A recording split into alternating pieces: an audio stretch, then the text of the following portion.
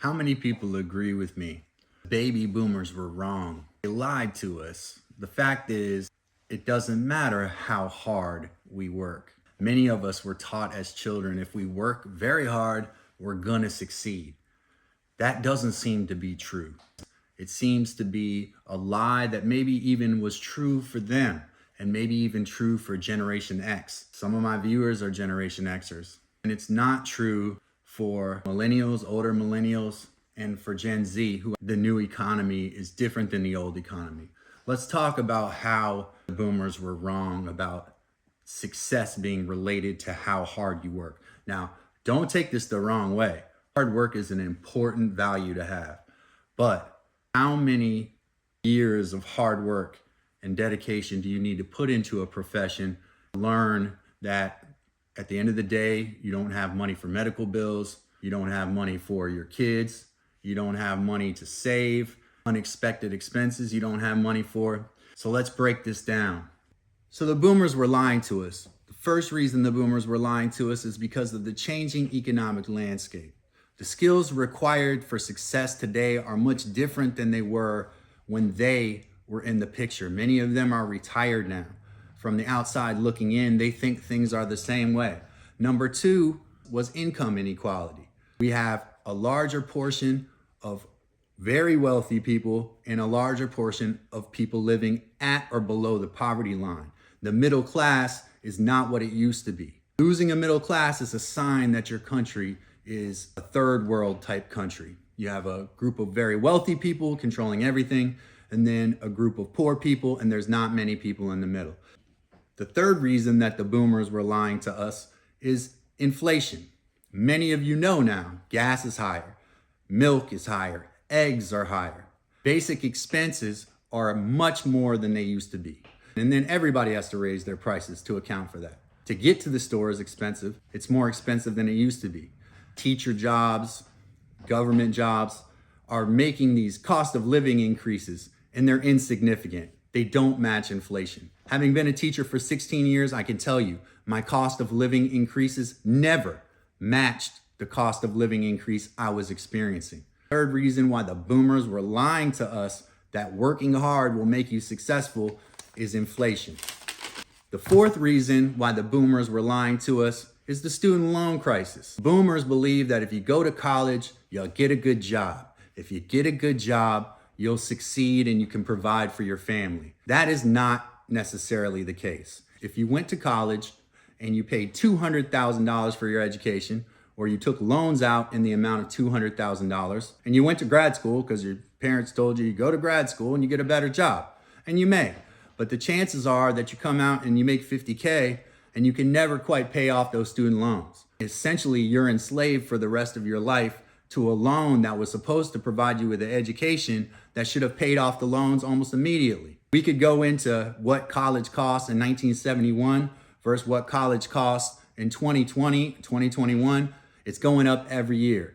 The amount of increase in college tuition is insane because, like everything else, college is a business, and there's an elite that runs the colleges, the same elite that we were talking about, the top bracket of the economic picture in this country.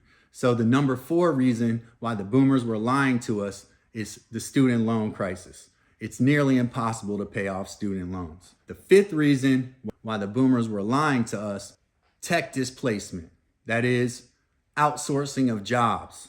Jobs that used to be available to us are not as available anymore. There are definitely hardworking people in India and China who can take those tech jobs and work those tech jobs for much cheaper than we can do here. The company doesn't want to pay a living wage to its employees, Bangladesh to China, where they can pay the people less than the United States minimum wage. This is something that's been done for a long time, but didn't become as much of a problem until recently. I'm going to use one example, clothing that we're all wearing. Most of them were made in foreign countries. The reason that clothing is made in foreign countries is because the companies want to make the maximum profit margin that they can off that clothing.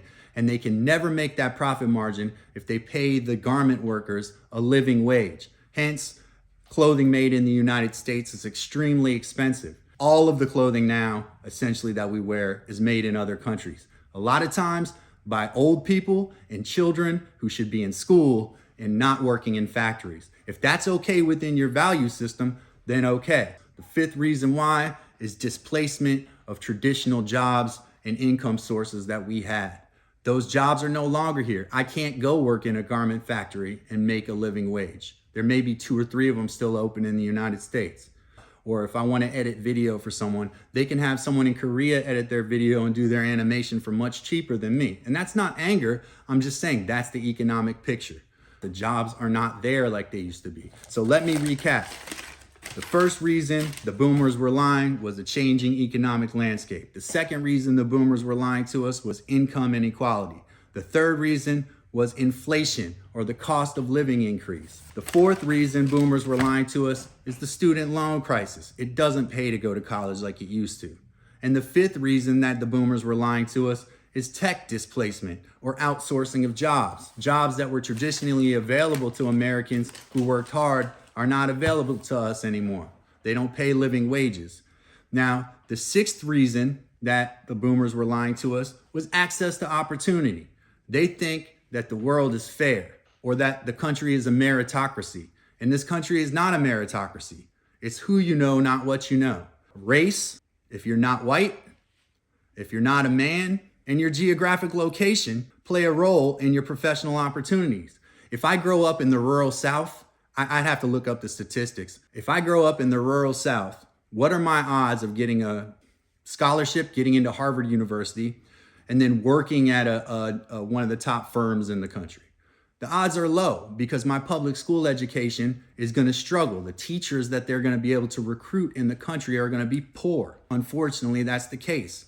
I'm sorry if I offend anybody, but I know this because I worked in a rural public school system. They get no opportunities at all. Companies don't come in and provide those children with opportunity. Growing up in a rural area, especially children of color, those people have much less of an opportunity at education and then less of an opportunity in the work world. Access to opportunities are not really there depending on where you come from. When a kid is born and raised in Manhattan to a kid who's born and raised in rural North Carolina, the opportunities are not there. So the moral of this story is not to be negative.